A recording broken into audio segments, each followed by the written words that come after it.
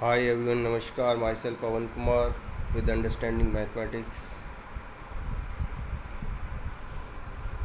Today I am back with topic 2 SI and CI साधारण ब्याज और चक्रवृद्धि ब्याज एंड आउटलुक मीन्स एक दृष्टिकोण में, एक नज़रिए में। हर किसी का अपना अपना नज़रिया अलग अलग होता है, तो मैंने अपने नज़रिए से SI और CI को आपके सामने लाने की कोशिश की है। What concern we have got with SI and CI? साधारण ब्याज और चक्रवृद्धि ब्याज से हमारा क्या मतलब है? जैसे ही हम SI CI का नाम सुनते हैं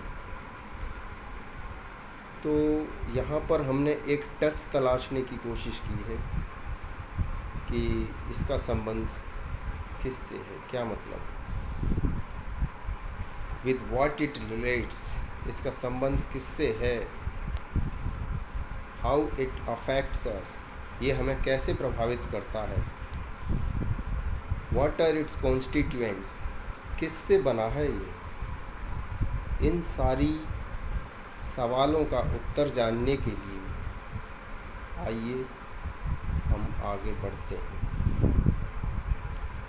social obligations like children education, marriages, settlement, health hazards, caring etcetera means सामाजिक जिम्मेदारियाँ जैसे कि बच्चों की शिक्षा, शादी, जीवन में स्थायित्व, स्वास्थ्य समस्याएं, देख रेख इत्यादि। देख रेख इत्यादि मीन्स जो हमारे घर में बुजुर्ग होते हैं, सीनियर सिटीजन्स होते हैं, या जो बच्चे होते हैं, उनकी केयरिंग में कभी कभी काफ़ी पैसे की ज़रूरत पड़ जाती है। वैसे ही हेल्थ हज़ार्ड मीन्स स्वास्थ्य समस्याएं होने से भी कभी कभी, जैसे कि हार्ट फेलियर, लंग्स फेलियर के केस में अत्यधिक पैसे की आवश्यकता पड़ जाती है। जीवन में स्थायित्व तो समझते ही हैं, परमानेंट सेटलमेंट जैसे हाउस बनाना है, शादी समझते ही हैं, बच्चों की शिक्षा समझते ही हैं, तो इनमें काफ़ी पैसे की ज़रूरत पड़ती है। Compel one and all resort to loan for fulfilling this life acts, हर एक को जीवन की इन ज़रूरतों को पूरा करने के लिए ऋण यानी कि कर्जा लेने पर मजबूर करते हैं। अगर हमारी ज़रूरतें ना हों तो हमको क्या ज़रूरत है कर्जा लेने की, और क्या ज़रूरत है SI और CI के बारे में जानने की। Here, loan acts like a worker and based on its utilization, it seeks money in the form of interest according to time rate and principal. यहाँ पर जो ऋण है वो एक वर्कर का काम करता है जो कि अपने समय, मूलधन और दर के अनुसार बदले में पैसा तलाशता है, जो कि इंटरेस्ट के रूप में देखा जाता है। When a person takes loan, it fetches interest for the use of money, so positive effect for the donor and negative effect for the receptor because his earned money decays due to interest payment. यहाँ हम देखते हैं कि जब एक व्यक्ति loan लेता है, ऋण लेता है, कर्जा लेता है, तो यहाँ पर जो इंटरेस्ट यानी ब्याज अर्जित होती है वो पैसा यानी कि मूलधन जिसका होता है उसके लिए पॉजिटिव यानी कि सकारात्मक प्रभाव छोड़ता है, क्योंकि उसके पास पैसा बढ़ता है, और जो लेने वाला होता है उसके लिए नकारात्मक प्रभाव छोड़ता है, क्योंकि उसकी जो अर्जित मनी होती है वो ब्याज में पैसा निकल जाने से कम होती चली जाती है। इस प्रकार we can see here loan are of varied types like personal loan, house loan, agriculture loan, vehicle loan, education loan, business loan, industrial loan. यहाँ पे हम देख लेते हैं कि व्यक्तिगत ऋण, घर के लिए ऋण, कृषि के लिए ऋण, वाहन के लिए ऋण, शिक्षा के लिए ऋण, व्यवसाय के लिए ऋण और औद्योगिकरण के लिए ऋण। इस प्रकार से अलग अलग प्रकार के ऋण होते हैं। ज़रूरत के अनुसार आप ऋण ले सकते हैं। Case 1, loan is not good for both ways because for donor risk of return lies and for receptor decaying of income continues। यहाँ पर जब हम लोन की बात करते हैं तो दो केस में देखते हैं हम। एक तो ये कि लोन दोनों ही तरीके से, यानी कि देने वाले के लिहाज से और लेने वाले के लिहाज से अच्छा नहीं है, क्योंकि जो देने वाला होता है उसके लिए पैसा वापस होगा या नहीं होगा का रिस्क, यानी कि खतरा बना ही रहता है। और जो लेने वाला होता है उसकी आमदनी, यानी कि इनकम घटती ही रहती है, क्षय होती रहती है, क्योंकि उसका पैसा ब्याज में निकलता ही रहता है।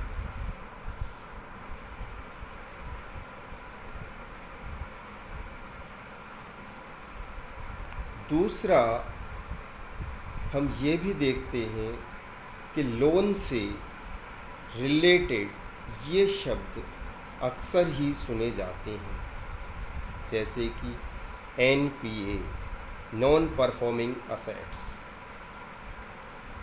PCA, prompt corrective action, right of.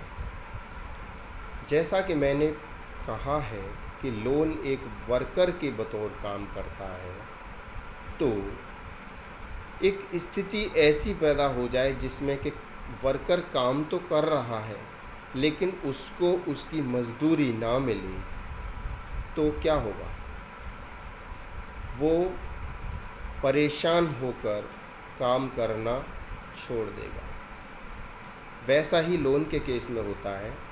अगर लोन दिया गया है तो लोन की किस्त, यानी लोन में दिया गया धन ब्याज सहित वापस आना चाहिए, लेकिन जब वो नहीं आता है तो स्थिति NPA की पैदा हो जाती है। नॉन परफॉर्मिंग असेट्स कहा जाता है उस स्थिति को जिसमें कि लोन का मूलधन और ब्याज आना बंद हो जाए। ऐसी स्थिति को सुधारने के लिए RBI, यानी कि reserve bank of India, prompt corrective action लेता है। ये आमतौर पर कॉमर्शियल बैंकों के खिलाफ ही लेता है, क्योंकि उनको आगाह करता है कि आपने NPA से निपटने के लिए होमवर्क नहीं किया।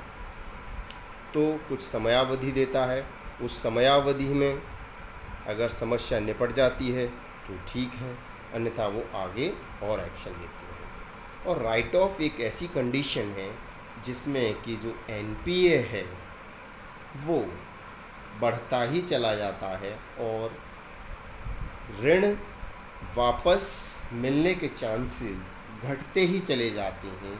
तो ऐसे केस में जो कॉमर्शियल बैंक्स हैं वो अपने मैनेजरियल लेवल पर मीटिंग करके ऐसे लोन को परमानेंट रूप से राइट ऑफ कर देते हैं, यानी कि अपने रजिस्टर से हटा देते हैं, क्योंकि ऐसा करने से उनका जो आगे का मैन पावर वेस्टेज नहीं होगा। Case 2, loan is good for both ways because donor receives interest for the surplus money and receptor completes his work which was not actually possible by his limited income।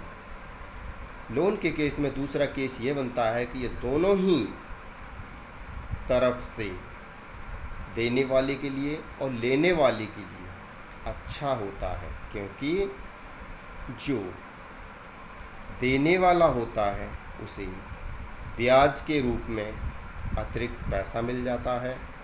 अपना जो उसका surplus पैसा होता है उसके लिए उसको ब्याज के रूप में और अतिरिक्त पैसा मिल जाता है। इस प्रकार उसका धन और बढ़ जाता है, और जो लेने वाला होता है उसके लिए वो काम जो अपने पैसे से कर पाने में संभव ही नहीं था, लोन के माध्यम से अपना काम पूरा कर पाता है। इसलिए दूसरा केस ये भी है कि लोन दोनों ही तरीके से, तो दोनों ही तरफ से अच्छा है। Here there is a caution. Loan should be taken need based only and not for unduly, because it puts image down if not paid. Handle it with care. अर्थात लोन को, ऋण को ज़रूरत के अनुसार ही लेना चाहिए, बगैर ज़रूरत के अनावश्यक ही नहीं लेना चाहिए, क्योंकि जब हम इसे वापस नहीं कर पाते हैं तो इससे हमारी इमेज भी डाउन होती है, अर्थात हमारी छवि भी खराब होती है। इस प्रकार इसको सावधानी पूर्वक हैंडल करना है। प्रीवेलेंस ऑफ EMI, EMI का प्रसार या प्रचार या फैलाव या बोलबाला। E for equated, M for monthly, I for installment, अर्थात समान मासिक किस्त। EMI के बारे में हम सभी लोग आजकल कुछ ज़्यादा ही सुनने लगे हैं, क्योंकि ये एक ऐसा साधन बन गया है जिसमें छोटी छोटी किस्तों में पैसा देने से छोटे छोटे लोग भी, जिनको कि कभी स्वप्न में भी नहीं सोचते थे कि हम भी ऐसा कुछ कर पाएंगे, आजकल वो अपना काम कर लेते हैं, क्योंकि ये बड़ा सुगम माध्यम बन गया है। लेकिन nowadays prevalence of EMI is an easy way to fulfill the wishes of all of us for buying anything like household items, vehicles, flats, house and much more. आजकल EMI का जो प्रचार प्रसार है वो एक बड़ा आसान साधन बन गया है अपनी इच्छाओं की पूर्ति करने के लिए। हम अपनी इच्छाएं पूरी करने के लिए हाउस होल्ड यानी घरेलू सामान खरीदने से लेकर वाहन, फ्लैट, घर और भी बहुत सारी चीज़ें खरीदने के लिए बड़ी आसानी से अपनी इच्छाएं पूरी कर लेते हैं EMI के माध्यम से। So EMI should be kept minimum or as per capacity to pay back without disturbing your priority needs. इस प्रकार जो EMI की किस्त है उसे आपको कम से कम रखना चाहिए, या जो आपकी क्षमता है वापस करने की, बगैर अपनी आवश्यकताओं को डिस्टर्ब किए बगैर, तो वहाँ तक रख सकते हैं। In EMI, every month a fixed amount is paid by the receptor, so interest is calculated on monthly basis. EMI में हर महीने एक फिक्स्ड अमाउंट कर्जा लेने वाला यानी कि रिसेप्टर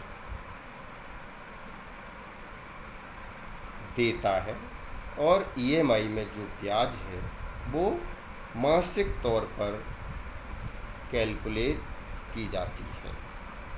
EMI समान मासिक किस्त। In EMI, trend of interest and principal paid is opposite to each other, means initially interest paid is more than principal paid. In the following months interest reduces and principal paid increases.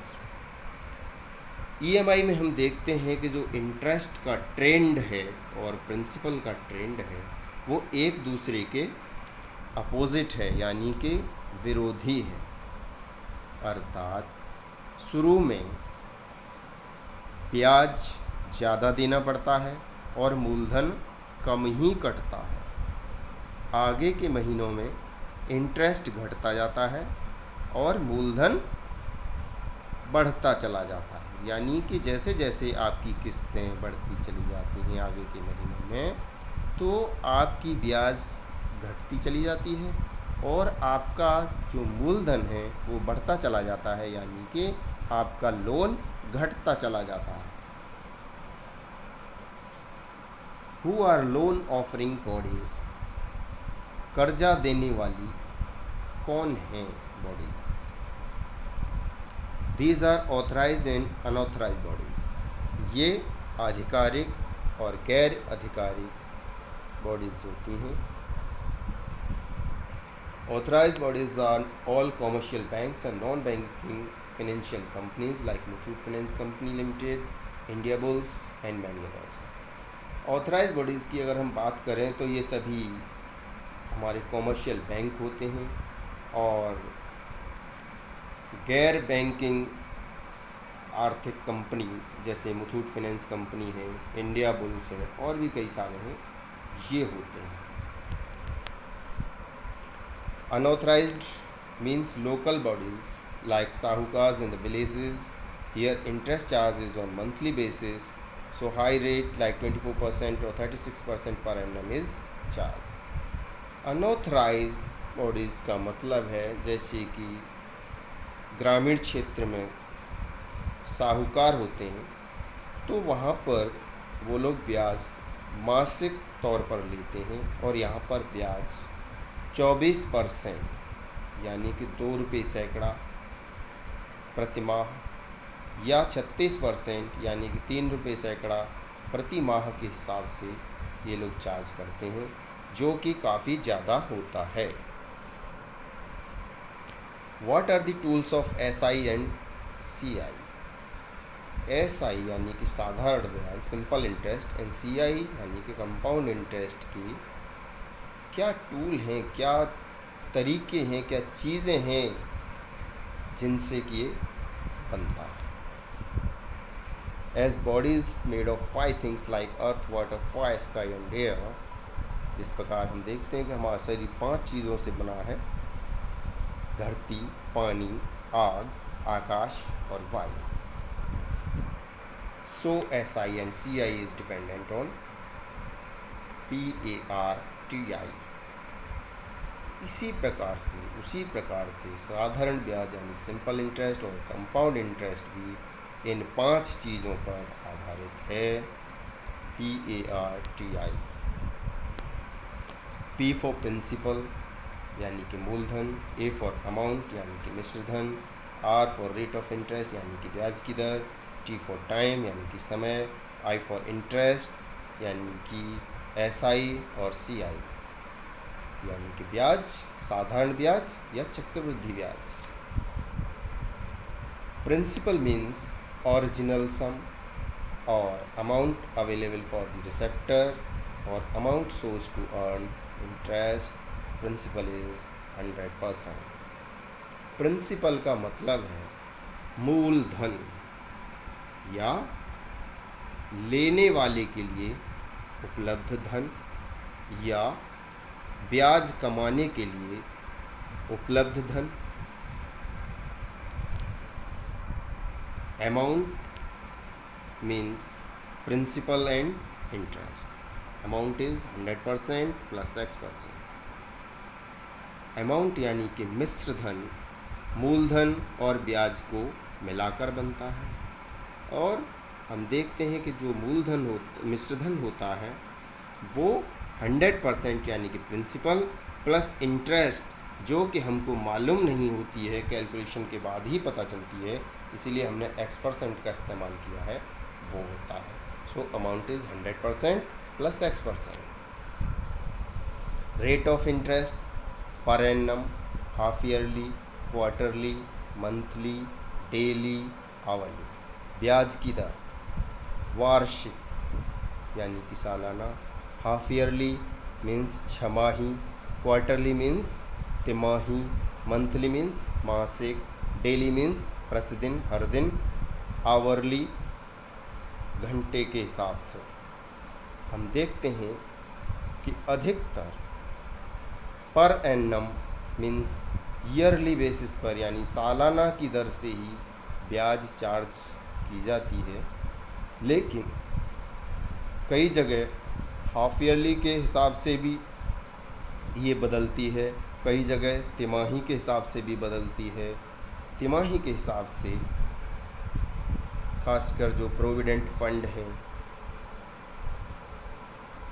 वहाँ पर बदलाव देखा जाता है।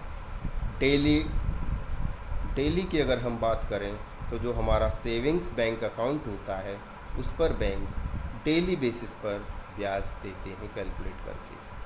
Hourly कई बार जब हम loan पे बैक करने जाते हैं तो वहाँ पर हम देखते हैं कि हमसे न सिर्फ मंथ्स और डेज़ की बात करें बल्कि आवर्स का भी पैसा वो लोग कैलकुलेट करके लेते हैं। इसलिए रेट ऑफ इंटरेस्ट में ये सारी चीज़ें देखी जाती हैं। Time in the same format as in rate of interest. समय उसी फॉर्मेट में होगा जिस फॉर्मेट में ब्याज की दर है। अगर ब्याज की दर सालाना पर है तो समय सालों में होगा। आइए आगे देखते हैं। इंटरेस्ट मीन्स SI और CI। ब्याज यानी कि साधारण ब्याज या चक्रवृद्धि ब्याज, इसका मतलब क्या है? फिक्स्ड फॉर द टेन्योर और floating for the tenure. Fixed for the tenure का मतलब है अगर आपने 5 साल के लिए लोन लिया है, ऋण लिया है, तो पूरे 5 साल के लिए जो निर्धारित किया गया इंटरेस्ट रेट है, मान लीजिए कि 10% फिक्स किया गया है, तो पूरे 5 साल के लिए 10% प्रतिवर्ष ही रहेगा। लेकिन यदि बात फ्लोटिंग की है, फ्लोटिंग फॉर द टेन्योर, तो पूरे 5 साल में समयानुसार ये ब्याज की दर बदलती रहेगी। खासकर हम देखते हैं कि जो हमारे व्हीकल लोन्स होते हैं उन पर fixed rate of interest charge किया जाता है और जो हमारे हाउसिंग लोन होते हैं उन पर floating rate of interest charge किया जाता है। क्योंकि हाउसिंग लोन की अमाउंट काफ़ी बड़ी होती है तो छोटा बदलाव भी काफ़ी बड़ा प्रभाव दिखाता है। What is the difference between SI and CI? Simple interest and compound interest में अंतर क्या है, डिफरेंस क्या है? SI सिंपल इंटरेस्ट, साधारण ब्याज। Interest on interest not charge means in SI ब्याज पर ब्याज नहीं देना होता। Original principles remains same for all years until unless not told about it। जो मूलधन होता है सारे वर्षों के लिए समान ही बना रहता है जब तक कि इसमें बदलाव की बात नहीं कही जाए।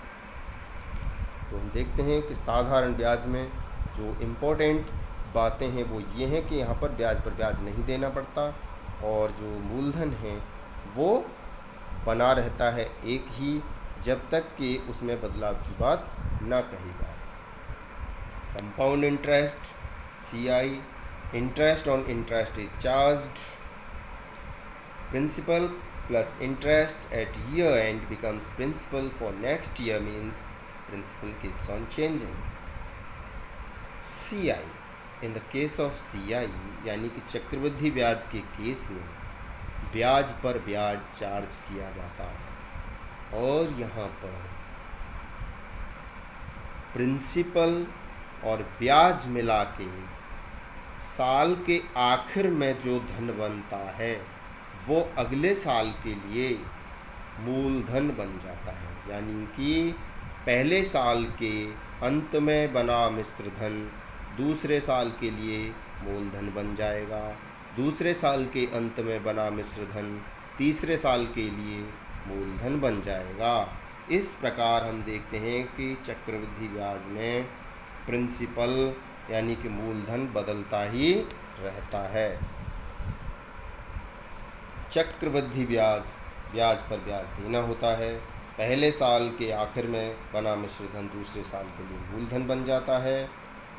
इस प्रकार साल दर साल मूलधन बदलता रहता है। What is important for SI and CI? Here important point is that rate of interest are in time t format goes alike. SI यानी कि साधारण ब्याज और चक्रवृद्धि ब्याज के बारे में महत्वपूर्ण बात क्या है, तो हम देखते हैं कि जो ब्याज की दर है और समय का जो फॉर्मेट है, प्रारूप है, वो एक जैसा ही रहता है, एक जैसा ही रहना चाहिए। जैसे कि rate of interest per annum then time is in year. जैसे कि ब्याज की दर प्रतिवर्ष है तो समय सालों में होगा। अगर ब्याज की दर हाफ ईयरली यानी कि छमाही है, then time is 2 half of a year. यानी कि अगर समय छमाही में दिया जा रहा है तो एक साल में 2 छमाही हो जाएंगे। ऐसे केस में ब्याज की दर छमाही भी कैलकुलेट कर सकते हैं। Rate of interest is quarterly, ब्याज की दर तिमाही देय है, तो time is 4 quarters of a year, means एक साल में 4 क्वार्टर आपको समय लेना होगा। Rate of interest is monthly, then time is 12 months of a year. अगर ब्याज की दर मासिक है तो समय 12 महीने के हिसाब से एक साल में लेना होगा। Rate of interest is daily basis, then time is 365 days of a year. यदि प्रतिदिन के हिसाब से ब्याज देय है तो समय एक साल के 365 दिन के हिसाब से लेना होगा। How SI and CI are calculated? साधारण ब्याज और चक्रवृद्धि ब्याज किस प्रकार कैलकुलेट किए जाते हैं? Late us formulate SI। A equal to P plus I. I means interest. So here we are talking about SI. So I means SI. SI means simple interest equal to PRT percent. PRT upon 100 means PRT percent. So A equal to P plus PRT percent. Now P is common, so A equal to P into bracket 1 plus RT percent bracket close. If we take T equal to 1 year, then A equal to P into 1 R percent. If we take T equal to 2 year, then A equal to P into 1 plus 2 R percent. If we take T equal to 3 year, then A equal to P into 1 plus 3 R percent. यहाँ पर हम क्या देखते हैं कि साधारण ब्याज के केस में जो मूलधन है वो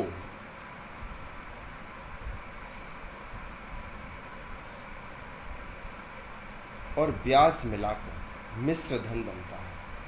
तो आप एक साल के हिसाब से देखें या 2 साल के हिसाब से देखें या 3 साल के हिसाब से देखें, यहाँ पर जो टाइम है वो रेट ऑफ इंटरेस्ट का मल्टीप्लायर बन जा रहा है। आपको क्लियरली दिखाई दे रहा है, फ्लैट है, यहाँ पर फिक्स्ड है rate of interest. A equal to P plus SI, A minus P equal to SI। हमने SI को राइट साइड में ही रख लिया और P को ट्रांसपोज करके लेफ़्ट साइड में ले आए, यानी कि हमने SI को सीधे हाथ की तरफ ही रखा है और P को पक्षांतर करके लेफ़्ट साइड में यानी कि बाईं तरफ ले आए हैं। A minus SI equal to P, उसी प्रकार से पक्षांतर करके हम SI को लेफ़्ट साइड में ले आए हैं और P को राइट साइड में ले गए। जैसा कि इधर माइनस का था तो राइट साइड में जाने से प्लस का हो गया। If P equal to 100%, R equal to 10%, T equal to 1 year, then A equal to 100% plus 10%, so A equal to 110%। यदि हम यहाँ पर मूलधन 100% ले लें, ब्याज की दर 10% ले लें और समय 1 साल ले लें, तो जो मूलधन होगा वो 100% प्लस 10%, दोनों का डिनोमिनेटर 100 है, तो 100 प्लस 10 मिला के 110, नीचे 100, सो 110%। यदि हम टाइम 2 ईयर्स लें देन ए यानी कि मिश्र धन 120% हो जाएगा। इसी प्रकार से यदि हम 3 साल लें तो ये 130% हो जाएगा। It shows in the case of SI R is multiplier of T।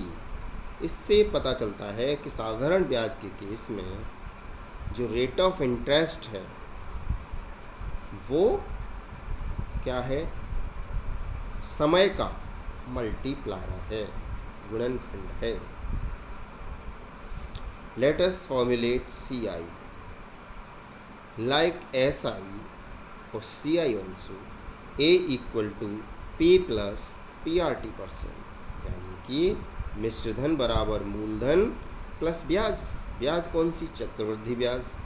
तो यदि हम यहाँ पर T बराबर अगर 1 साल ले लें तो A बराबर P प्लस PR%, क्योंकि T की वैल्यू 1 हो गई और 1 को मल्टीप्लाई करने से सिर्फ PR ही आएगा।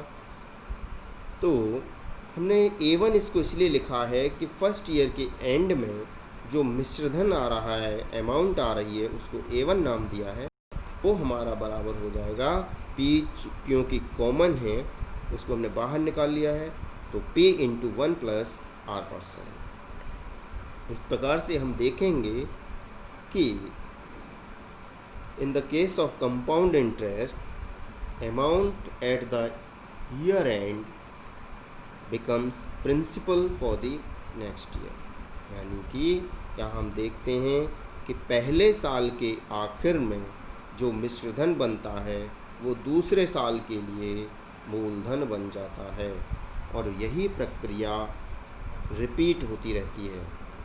यहाँ पर हम देख रहे हैं A2 बराबर A1 प्लस AR%। मैंने यहाँ पर कहा कि A1 मैंने इसलिए लिया है क्योंकि जो मेरा पहला साल था, पहले साल के आखिर में बना जो मिश्रधन है वो अगले साल के लिए मूलधन हो गया, तो मैंने दूसरे साल के आखिर में जब लिया है तो उसे A2 नाम दिया है, तो उसके लिए A1 मूलधन हो गया प्लस A1 R% ब्याज हो गई। अब यहाँ पर हम देख रहे हैं कि जो A1 है वो P इंटू 1 प्लस R% है, प्लस PRT की बात करें तो हमने टाइम सेकेंड ईयर जब देख रहे हैं तो पहले साल में भी 1 साल लिया था, अब दूसरे साल आ गए तो वहाँ पर भी T1 ये हो गया, तो वहाँ पर भी PR% होने से ये P into 1 plus R% into R%। तो A2 बराबर P कॉमन ले लिया है हमने, आगे पीछे कॉमन है, 1 प्लस R% भी कॉमन है। ऐसा करने से हमको 1 प्लस R% मिला, तो A2 बराबर P as it is common 1 plus R% 2 times repeat हो रहा है, इट मीन्स 1 प्लस R% की पावर 2 हो गई। जब हम किसी की पावर कुछ भी नहीं देखते हैं तो इसका मतलब होता है कि उसकी पावर 1 होती है। 1 प्लस R% का मतलब है कि इनकी पावर 1 है, और in the case of multiplication on the same base powers are added, यानी कि समान आधार पर गुणा के केस में घातें जुड़ जाती हैं। तो A2 बराबर P इंटू 1 प्लस R% की पावर 2। सो A2 बराबर P इंटू 1 प्लस R% की power 2। If T is equal to 3 year then A3 बराबर A2 प्लस A2 R%। सो A3 बराबर A2 common 1 plus R%, A3 बराबर A2 की value हमको पहले से पता है, P इंटू 1 प्लस R% की पावर 2 है, और 1 plus R% as it is पहले से ही कॉमन आ गया था बाहर। So A3 is equal to P into 1 plus R% की पावर 3, बिकॉज 1 प्लस R% की power 2 and 1 plus R% both are having same base. So in the case of multiplication power are adding. 2 plus 1 equal to 3. It shows in the case of Ci, R is taking powers of T, otherwise P is common for both in Si and Ci. ये दर्शाता है कि चक्रवृद्धि ब्याज के case में ब्याज की दर समय को घात के रूप में लेती है, अन्यथा जो मूलधन है वो साधारण ब्याज और चक्रवृद्धि ब्याज दोनों के केस में कॉमन ही रहता है. Thanks for watching. To be continued.